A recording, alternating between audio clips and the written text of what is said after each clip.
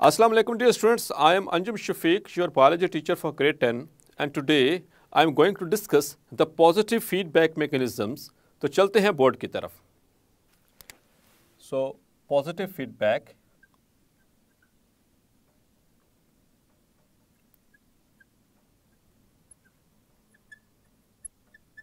mechanism. First of all इसको थोड़ा सा डिफाइन कर लें, उसके बाद आगे चलते हैं इसकी डिटेल्स की तरफ. So in positive feedback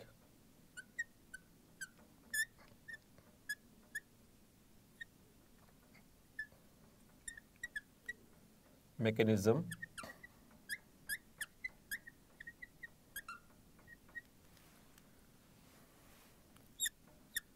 the change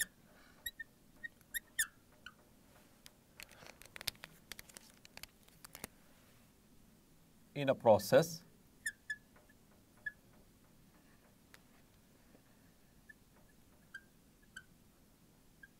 increases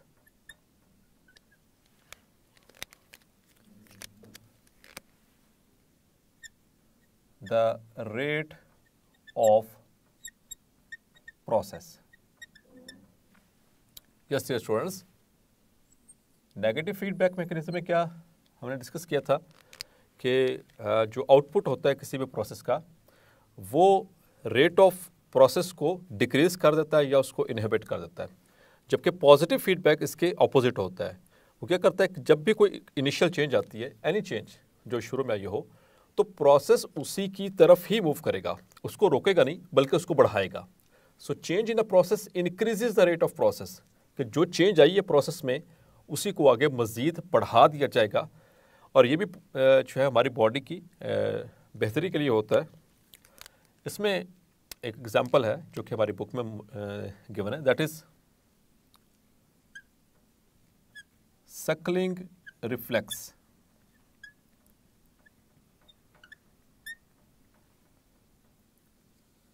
yes dear students, suckling reflex ये ऐसा रिफ्लेक्स है जो कि नौमौलूद बच्चों के अंदर, न्यूबॉर्न बेबीज़ के अंदर अल्लाह ताला ने रखा. और 2 साल की उम्र तक बच्चे जो है वो जब माँ का दूध पीते हैं तो उस वक्त ये रिफ्लेक्स जनरेट होता है. इस रिफ्लेक्स में होता क्या है, जब when the baby is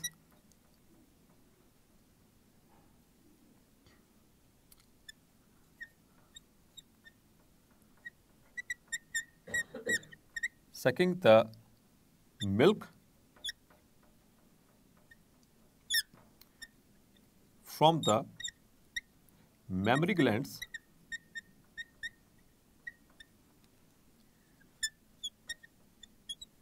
of mother. Yes, dear students, तो इससे क्या होगा, ये सक जब बच्चा दूध पी रहा है, सक कर रहा है, तो उस दौरान the reflex will be generated and there is a hormone released from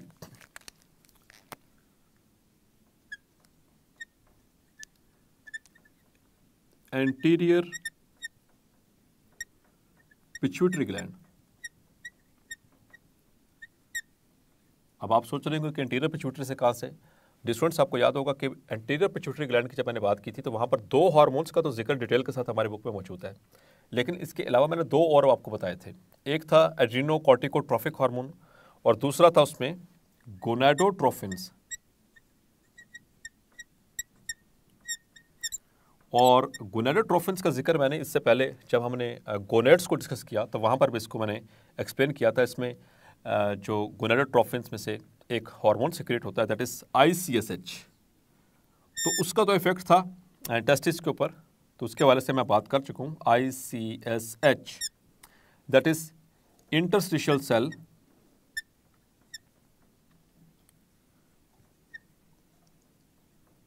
stimulating hormone.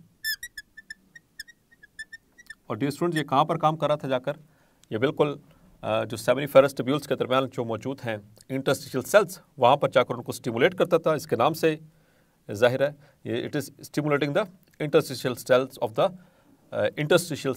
The testis और to release the testosterone.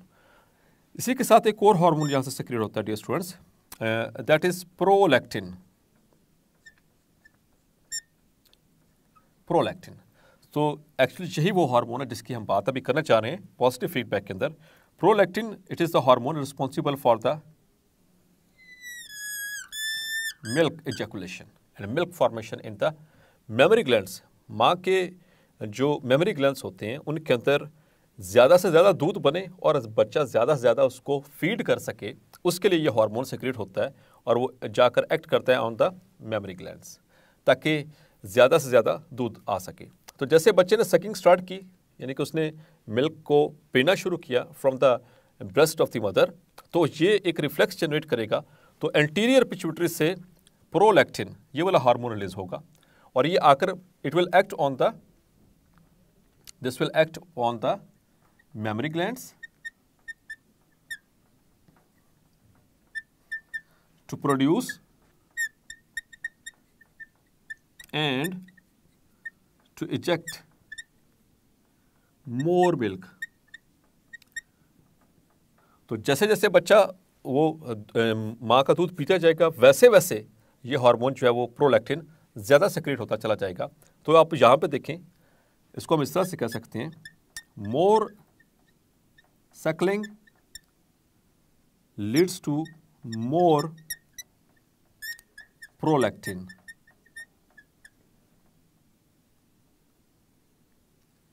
secretion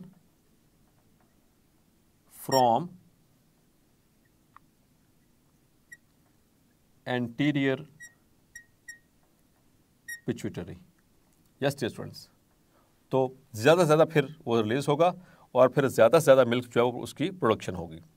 तो अगर हम इसको ज़रा डेफिनेशन के एतबार पर देखें, ज़रा इसको यहाँ पे फिट करने की कोशिश करें। So positive feedback mechanisms the change in a process. तो चेंज क्या था डियर स्टूडेंट्स कि सकिंग, जैसे बच्चे ने वो दूध पिया तो उसके रिस्पॉन्स में क्या हुआ कि हार्मोन रिलीज हुआ। क्यों? क्योंकि ज़्यादा मिल्क प्रोड्यूस करना है। तो जैसे ही बच्चे ने वो दूध पीना शुरू किया, the process increases the rate of process.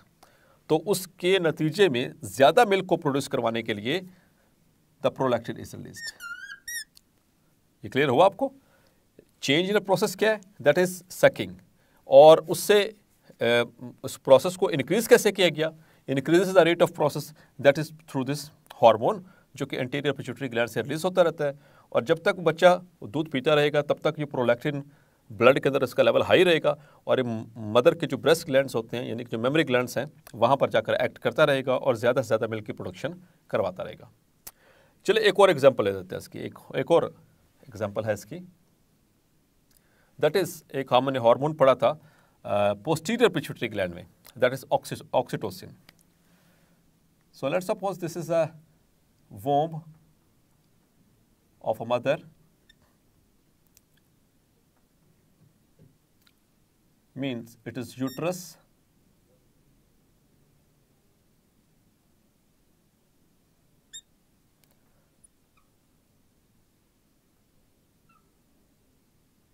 so these are the oviducts,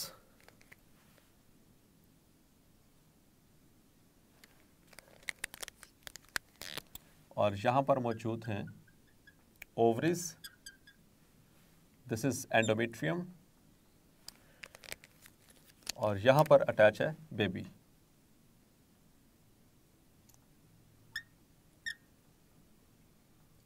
ये अम्बिलिकल कॉर्ड और इसके ऊपर ये मेम्ब्रेन, और माँ के पेट में ये बच्चा मौजूद है। और इसका जो टाइम ड्यूरेशन है डेवलपमेंट का, ग्रोथ का, जो माँ के पेट में था वो मुकम्मल हो चुका है, यानी कि उसके 9 महीने पूरे हो चुके हैं। तो जैसे ही 9 महीने पूरे होते तो यूट्रस कॉन्ट्रैक्ट करेगी। This is uterus, these are oviducts, this is vagina and this is cervix, ovary। तो यूट्रस क्या करेगी? It will contract, uterus will contract. अब यूट्रस का कॉन्ट्रैक्ट करना ये चेंज है प्रोसेस के अंदर, दैट इज अ चेंज। इसके कॉन्ट्रैक्ट करने से एक रिफ्लेक्स जनरेट होगा और उसके नतीजे में क्या होगा, posterior pituitary gland, posterior pituitary gland, yes dear students. तो वहां से कौन सा हार्मोन सेक्रेट होना चाहिए, हमने वहां पर दो हार्मोन पढ़े थे, एक तो एंटी डायूरेटिक हार्मोन था जिसको हमने वैसोप्रेसिन भी कहा, जिसको हमने एडीएच भी कहा, और दूसरा हार्मोन था वहां से ऑक्सीटोसिन, यस डियर स्टूडेंट्स। और इसके हवाले से मैं पहले बात कर भी चुका हूं कि पोस्टीरियर पिट्यूटरी ग्लैंड से रिलीज होगा ऑक्सीटोसिन, और ये ऑक्सीटोसिन जैसे ये रिलीज होगा ये ब्लड के जरिए होता हुआ कहां पहुंचेगा, टू द यूट्रस। तो शुरू में चेंज क्या आया कि यूट्रस जो है वो कॉन्ट्रैक्ट की, दैट इज इनिशियल चेंज। अब इसी प्रोसेस को बढ़ाना है, यूट्रस को मजीद कॉन्ट्रैक्ट करवाना है ताकि बच्चा जो है वो डिलीवर हो सके। तो इसकी डिलीवरी के लिए क्या प्रोसेस क्या होगा कि इससे रिफ्लेक्स जनरेट हुआ, पोस्टीरियर पिट्यूटरी ग्लैंड से रिलीज हुआ oxytocin, that is a hormone, और ये हार्मोन कहाँ पर जाके एक्ट कर रहा है, ऑन टू द यूट्रस। तो यूट्रस के अंदर मजीद कॉन्ट्रैक्शंस को बढ़ा दिया जाएगा, वो ज़्यादा पावरफुली कॉन्ट्रैक्ट करेगी, वो ज़्यादा पावरफुली सुकड़ेगी, तो ये बेबी जो है it is delivered. So that is again a positive feedback कि change in a process increases the rate of process. Change क्या था, यूट्रस ने कॉन्ट्रैक्ट किया, और इंक्रीज किया कराया गया, इसी की कॉन्ट्रैक्शन को मजीद इंक्रीज करवाया गया, रोका नहीं गया। अगर इसको रोक दिया जाता तो it will be the negative feedback, जबकि ऐसा नहीं होना क्योंकि बेबी ने डिलीवर होना है। तो उसकी नॉर्मल डिलीवरी के लिए ये ऑक्सीटोसिन का रिलीज होना ज़रूरी है ताकि वो आसानी के साथ बच्चे जो है वो डिलीवर हो सके। इसी के एक और एग्जाम्पल भी डियर स्टूडेंट्स आपको देता चलता हूँ। ये तो दो चीज़ें थी जो कि हमने सिलेबस में डिस्कस कर ली, ये भी हमने इससे पहले जब मैंने पोस्टीरियर पिट्यूटरी ग्लैंड के हवाले से बात की थी तो वहाँ पर भी ये बात डिस्कस हुई थी। एक और इसकी एग्जांपल कोड करता चलूँ जो आपको फिजिबल लगे, जो आपको समझ में आसानी से आ जाए, आप ताकि ये सारा कुछ इसलिए ताकि आप आसानी के साथ अंडरस्टैंड कर सकें, डिफ्रेंशिएट कर सकें कि नेगेटिव फीडबैक में क्या हुआ था और पॉजिटिव फीडबैक में क्या हुआ था। एक और एग्जाम्पल फिर उसके बाद थोड़ा सा कंपेरिजन करता हूँ ताकि इसको क्लैरिफाई किया जा सके कि एक्चुअली फीडबैक मैकेनिज्म में हमने क्या क्या चीज़ें कंपेयर की। एक और example that is of blood clotting. Blood clotting, just dear students, खून का जमना। जब भी हमें चोट लगती है तो ब्लड निकलता है, किसी भी तरह की इंजरी हो, एक्सीडेंट्स की वजह से या गिरने की वजह से या फिर वो कोई इंटरनल इंजरी हो रही हो। तो मैं यहाँ पर समझाने के लिए एक्सटर्नल इंजरी की बात करूँगा, जैसे कोई कट लग गया, रगड़ आ गई, बाइक से गिर गए या लड़ाई झगड़े में, तो द ब्लड इज ऊजिंग, जो ब्लड है वो निकलना शुरू हो गया, the blood is flowing.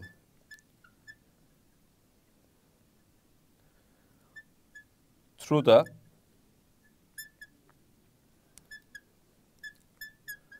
Injured part, जहां पर भी इंजरी हुई वहां से खून निकल रहा है, वहां से खून बह रहा है।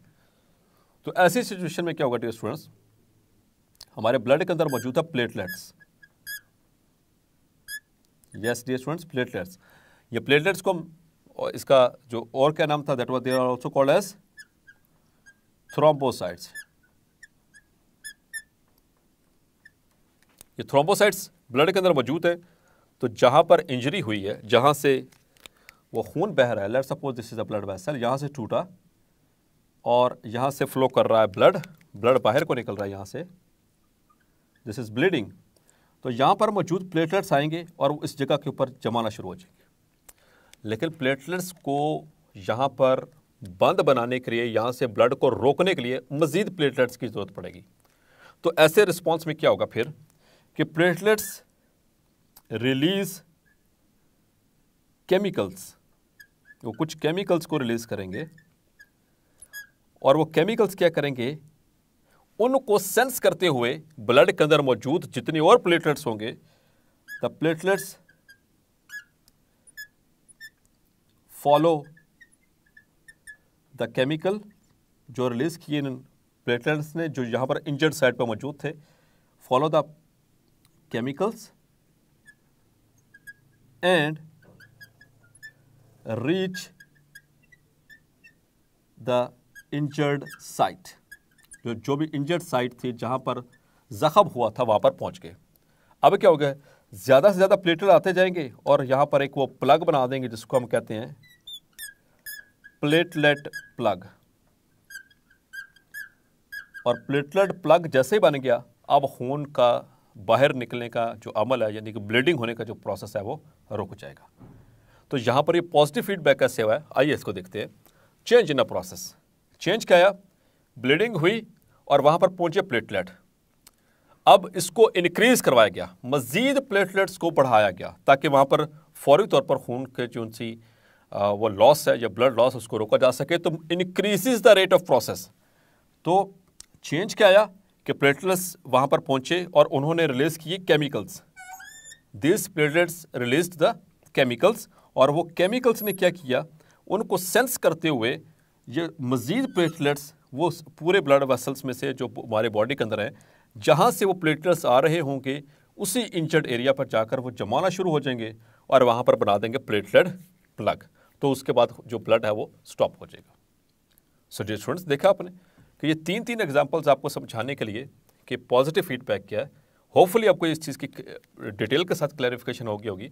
अभी थोड़ा सा इसको कंपेयर करता चलूँ, नेगेटिव को भी और पॉजिटिव को भी, ताकि मज़ीद हमारे कॉन्सेप्ट्स क्लियर हो सकें। अगर कोई कमी बेशी रह गई तो वो भी पूरी हो सके। तो नेगेटिव फीडबैक में क्या था कि जो आउटपुट ऑफ अ प्रोसेस है, किसी भी चीज़ का आउटपुट जो है किसी प्रोसेस का, वो डिक्रीज करता है या इनहिबिट कर देता है उस प्रोसेस को। तो यहाँ पर पॉजिटिव फीडबैक में क्या है, the change in a process increases the rate of process. यहाँ पर रेट ऑफ प्रोसेस को इंक्रीज किया जा रहा है। नेगेटिव फीडबैक में रेट ऑफ प्रोसेस को डिक्रीज किया जा रहा है या उसको इनहिबिट कर दिया जा रहा है, यहाँ पर बढ़ाया जा रहा है या उसको एक्सेलरेट किया जा रहा है। तो पहला तो ये आ गया डिफरेंस, क्लियर हुआ। दूसरी चीज़ कि नेगेटिव फीडबैक मैकेनिज्म्स में जो इनिशियल चेंज आई, इनिशियल चेंज कोई भी हो सकती है, जैसे कि वो हमने बात की थी कि आउटपुट जो है वो ब्लड ग्लूकोज लेवल था।